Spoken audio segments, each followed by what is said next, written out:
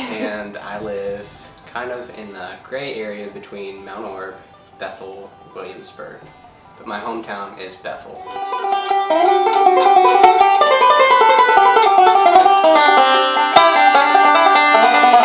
I messed up, we gotta start over. I've lived here all of my life pretty much, except for 2 years that I moved to Nashville to pursue music. And my roots are primarily bluegrass music and gospel music.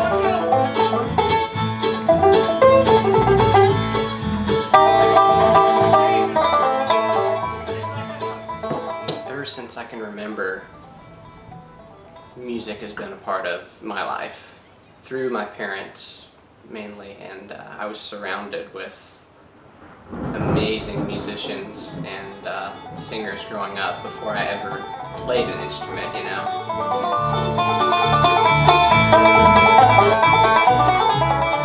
Who I am is music and bluegrass music.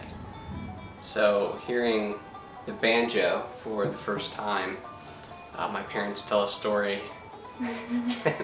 I guess I was just a little kid, and there was a commercial on TV that had a banjo in it. And every time the commercial would come on the television, I would turn my head, like little baby, just turn my head to the banjo music, you know? And little did anyone know that I would actually play the banjo.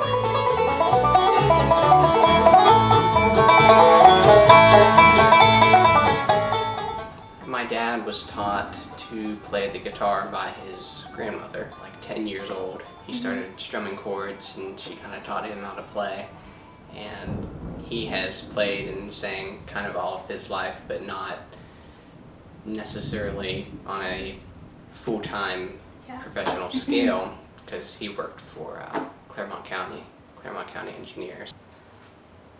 For myself growing up, I guess all of his friends over the years of going to these festivals and these, you know, gatherings of musicians that they wanted to pick and jam, you know. So that was, I guess, my exposure to the different musicians.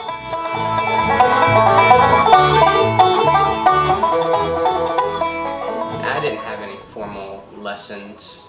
I know my parents in some ways would explain to myself and my sister that they didn't want to force us to be, you know, involved in music if we didn't want to be. So they had the instruments there. They were always in, you know, in the home. So if we wanted to pick them up and try to play, then we did. But I was infatuated with it. I just, yeah, no, they didn't have to convince me. It was like, I wanted to know, how can I do this? Yeah. I made my first banjo out of plywood. Oh, wow. Do you still make banjos? Nails, and it wasn't playable. It was like little kid banjo. It was a sculpture. Yes, it was a sculpture of a banjo. Not utilitarian. Right. There was like yarn as strings. Oh my gosh. And how old were you when you did that? About 5 years old. This one, so this was before the Davis. I started playing the mandolin as like my first instrument. I moved on to the guitar, but I always wanted to play the banjo. And the reason I didn't start with playing the banjo is I didn't have anyone to teach me. My dad can't play the banjo, but he can play the guitar, the mandolin, and the bass, you know. Different friends over the years would come over, and there'd be huge gatherings at my parents' house all weekend from Friday night till Monday morning. It was music. Wow. Pizza and Dr. Pepper and Mountain Dew. It was like the thing, you know what I mean? So I guess that exposure influenced me and really made me think, well, if they can do that, you know, I'm gonna try to do this.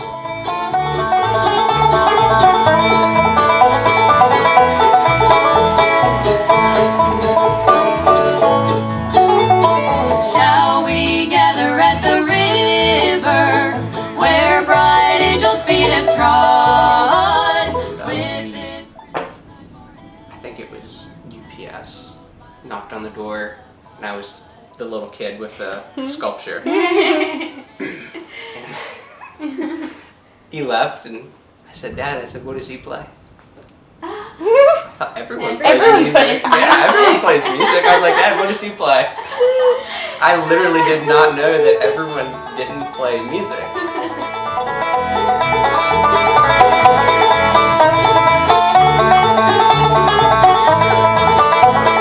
So my mom went to college a little bit later in life, became a teacher, but she didn't learn to play the bass until she was, I want to say, early 30s. And I guess the ability was always there, and she just never tried.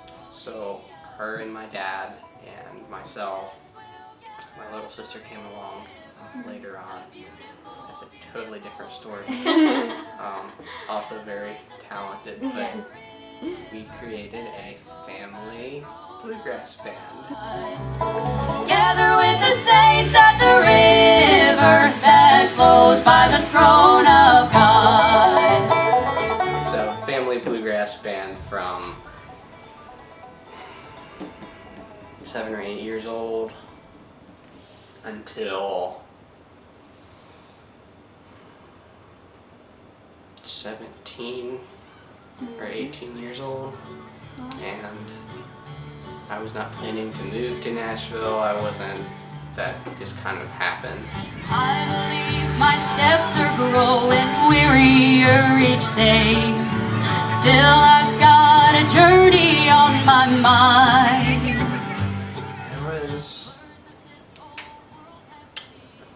I know it was an audition, and I know it was a Dolly Parton something in around the Gatlinburg area that my sister wanted to go to, and an audition for something. I don't remember the exact details, but I was just there in support of her and the event, the audition, and I backed her up, and she sang a Dolly Parton song. Okay. And there were different bands, picture like a big street festival. Okay. And this audition was within the huge street festival. Mm-hmm. So it's hectic, it's hot, it's a typical, what you would expect. The audition was over, and I was watching this band on this pretty big stage. There's a lot of people around, just shoulder to shoulder room, and I thought, man, those guys, they're really good, And it was something a little bit different than I was used to. I can remember the moment standing there thinking, I should go over and say something to that guy, because he was at his CD table, the merch table, and was set up talking with people. Yeah, I'm gonna go over and say something to him. So I walk over and get in this conversation, and just so random. Hey, really enjoyed your music and your show today, and he's, oh, thanks. What's your name? And he said, do you play anything? I was, yeah, I play the banjo. Oh man, that's really cool. He said, our banjo player just quit today. Oh, that day. That day. He said, you don't have your banjo with you, do you? I was like, yeah, actually I do. And if you can picture, and there's some pictures on Facebook, a 45-foot Prevost bus with a wrap with these people's picture on the side of it, like a luxury coach. And I'm thinking, am I getting ready to audition for this band? And it was totally random. And that's what happened. If it proves to be his will that I am first to go, and somehow there was a, whatever building it was that the artists kept their instruments in, like the green room. We went back there and played a few songs, so I did, and we exchanged contact information, and within a week or so, I was driving to Nashville. On the far side banks of Jordan, I'll be waiting, drawing pictures in the sand. What was the One band? of the two, the Roys. The Roy. That's, yeah, and they're so The Roys. important, aren't they? And they are a brother-sister duo. For 2 years, I was with that band down there, and it was a lot of fun. That's We awesome. went everywhere. Obviously, from the Grand Ole Opry to the CMAs. Wow. Wait, I didn't know that part of it. Mhm. Oh my gosh. That's so cool. The same venues with Brad Paisley and Miranda Lambert and Keith Urban. I got the head nod from Keith Urban. I was standing in between his bodyguards, like these two huge dudes, you know. I'm standing there watching the show, you know, and he turns around and walks over and goes. So I just did the same my thing God. back, you know.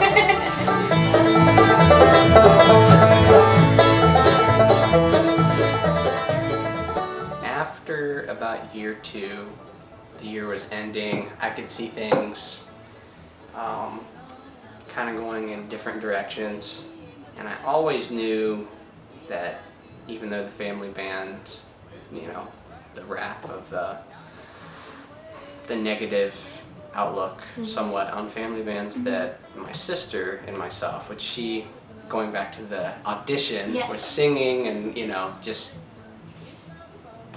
packed full of talent, with her voice, and she can play different instruments as well.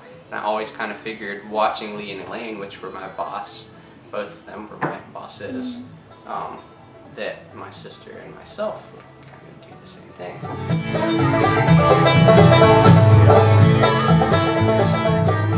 So I decided to leave the band at the end of 2014 Okay. and moved back home. And I thought, you know, we're gonna do this. This is gonna be it starting 2015. And it didn't. That's not what happened. But at the beginning of 2015, my previous boss now, Larry Sparks, there was a available position in his band. I found out through a friend, and I thought, I've always wanted to play for that guy, because he was kind of a inspiration and influence on my dad growing up.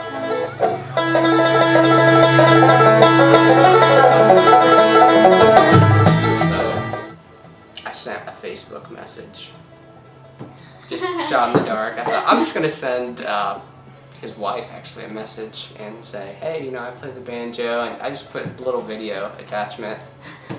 I put my phone number in the message, and after sending that, I got an immediate response, and I got a call the first of the week. I got this strange number, and I answered the phone.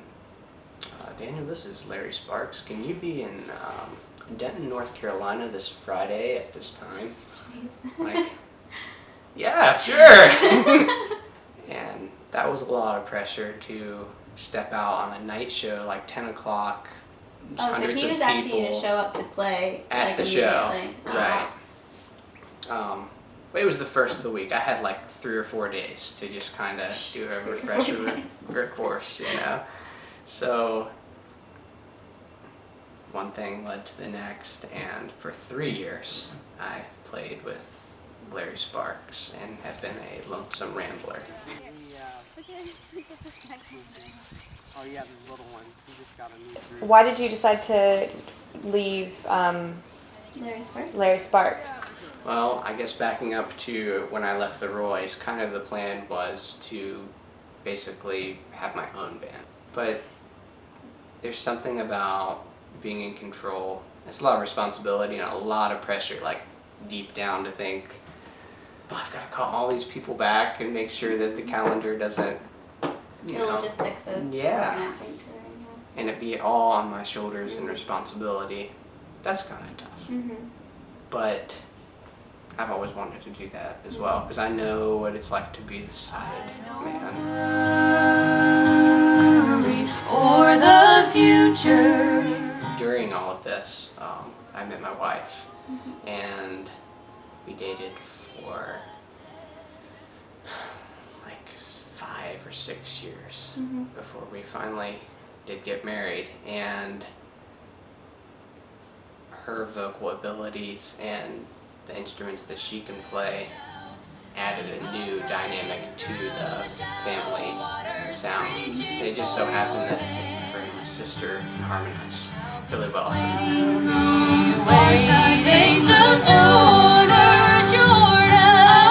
Obviously that wasn't planned. How could you plan that? You know?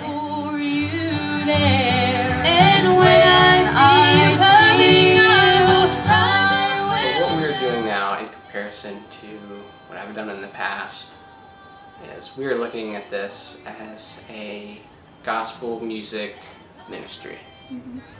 And Patrick Farm, kind of where we are right now, in the future is going to be tied in with the music. But with our beef job on the side, you know, raising the farm fresh beef, you know, and it kind of goes with the culture of banjo music. Yes. And a lot of the same people. I could go to a festival and be drinking coffee, talking to Joe Farmer from wherever in Kentucky, and like, I've known this guy for 20 years, you know, just have that connection. And it is a community, so tying in the farm with music, I'm really excited about. And that's my goal right now, is to tie that together. There ain't many miles left to travel. There ain't many days left here. Trucks and tractors and cattle and a dog lying on the front porch and coffee and biscuits and grandma and mom and, you know, all the songs about life, but who can't relate to that, you know? Most people can. And bluegrass is definitely a kind of music that people from the country and out here can relate to, and I think that's where the connection comes in. And everyone is happy to share. There ain't many miles left to travel. There ain't many days left here. There ain't many words left to say now. After all these years.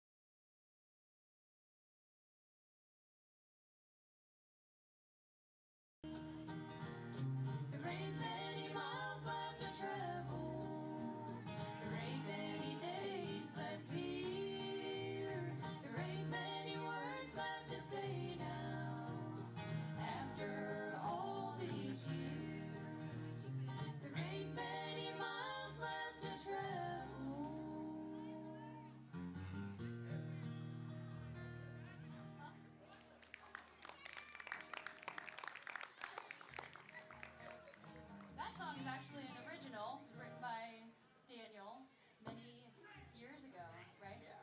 You were living in Nashville, touring on the road. Actually, yeah, I think